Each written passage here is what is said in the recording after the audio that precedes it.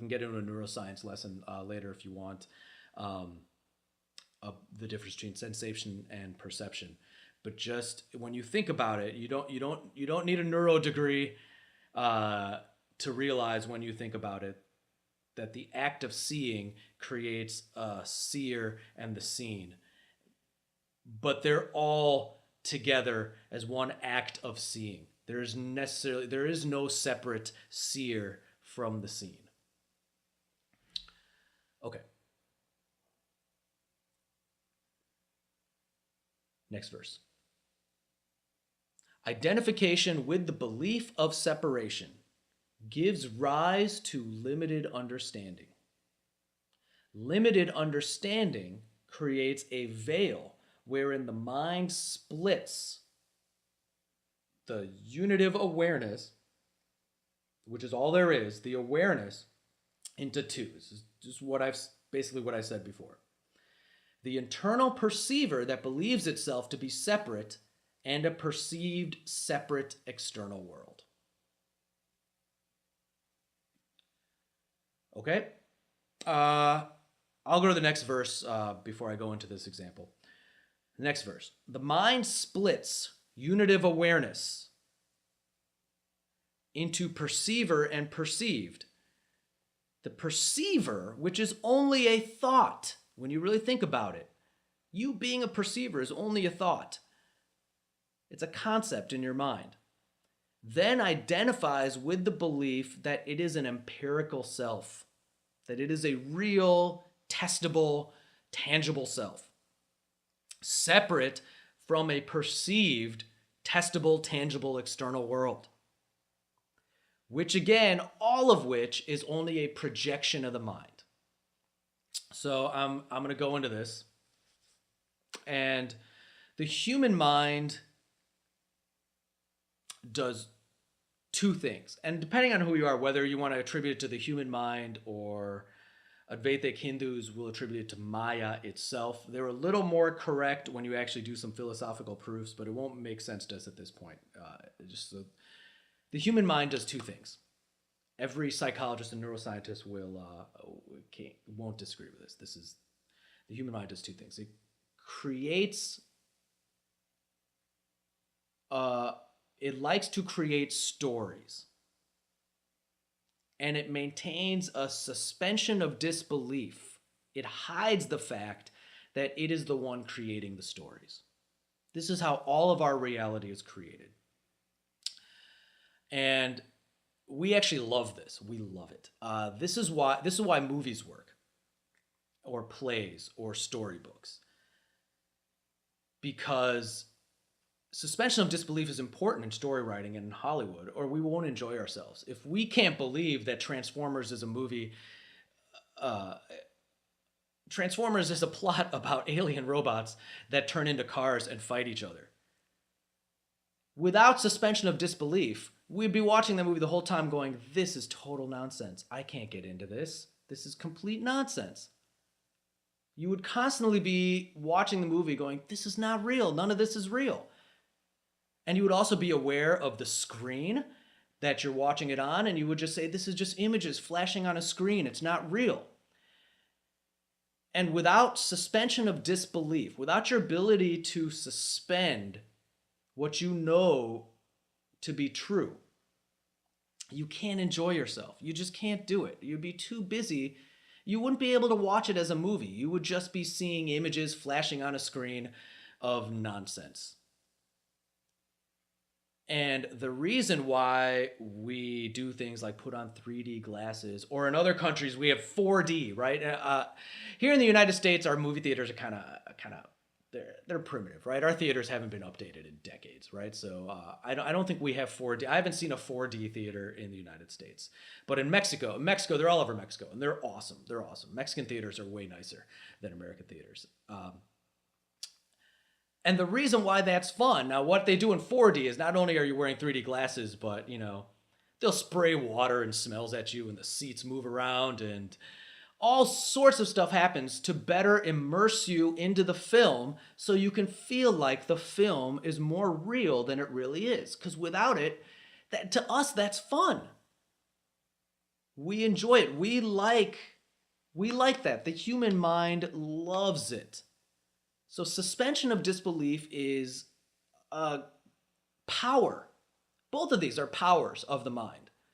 And again, we love it. We wouldn't want to do without it. Sure, they're the cause of all suffering as well. But as we'll get to, you will see there actually is no suffering. It's all your enjoyment. You love it. One Swami says you suffer because you want to. This is the difference between an enlightened person and an unenlightened person.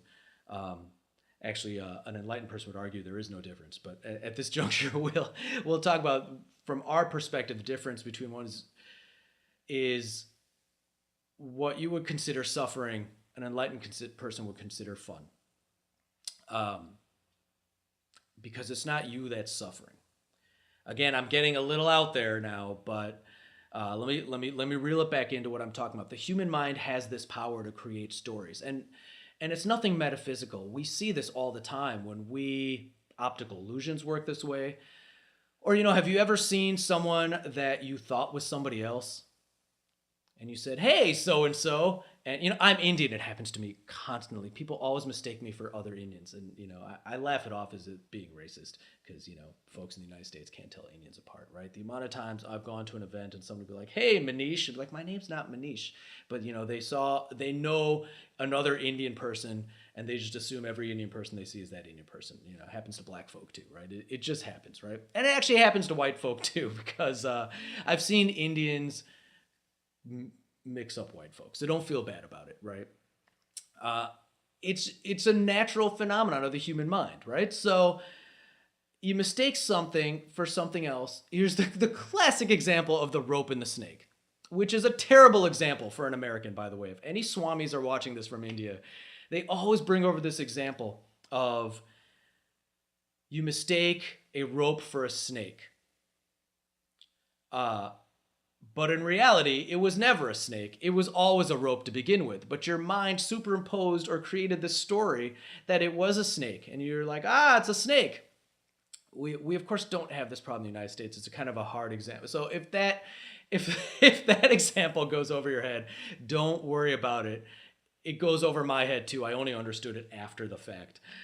Simply because in America, we really don't have experience with neither snakes nor ropes. The only time I've seen snakes are at the zoo, and they're safely behind a cage, and they're fun. And the only time I've ever had experience with a rope was in junior high gym class when an angry gym teacher was forcing me to try to climb it.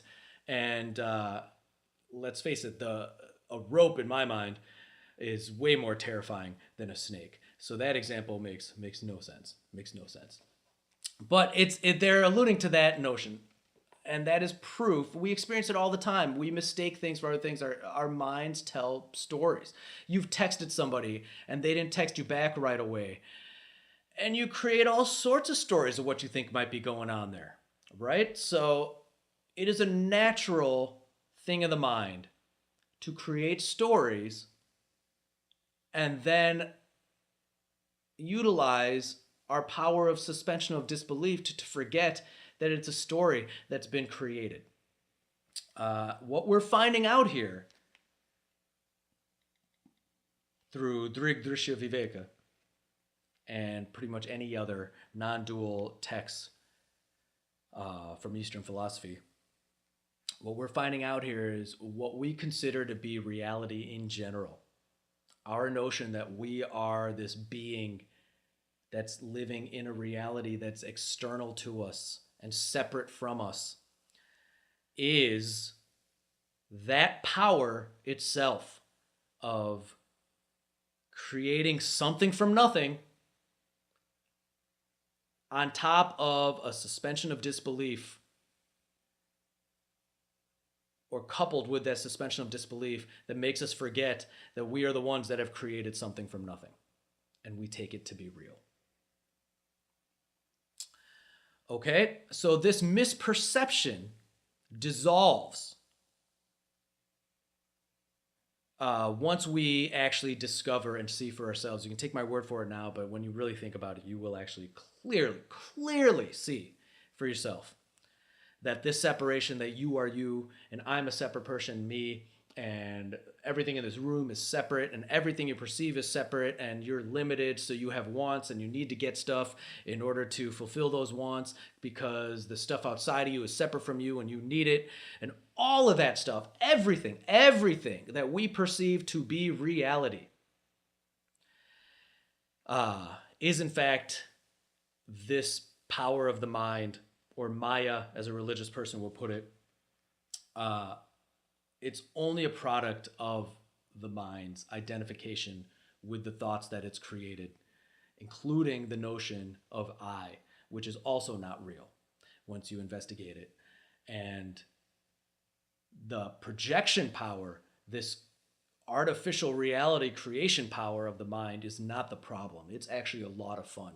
The problem is the suspension of disbelief power, where in order for all of this to feel real, we have to forget that we've manufactured it from the get-go. It's all concepts in our mind. There is no substantive reality to it at all. Okay? Misperception arises when the mind identifies with its own movement of thought and projects the belief that it is a separate self. The mind believes itself to be a perceiver who is separate from what it perceives. When the mind awakens to this misperception, the belief in being a separate self disappears. What was all along non-existent is recognized to be non-existent. So, what was all along essentially a really good hallucination is now recognized to be a really good hallucination. Next verse. Awareness is conceptually divided by the mind into perceiver and perceived, subject and object. He's almost repeating himself here. The division of subject and object is misperceived by the mind to be real. When essential nature, awareness, is realized, all division is understood to be only the product of the mind as thoughts. There are only your thoughts, and even those are objects whose reality is questionable. We're going to stop there for a while, and that was verse 19. We are about halfway through. We're going to continue with verse 20 very quickly.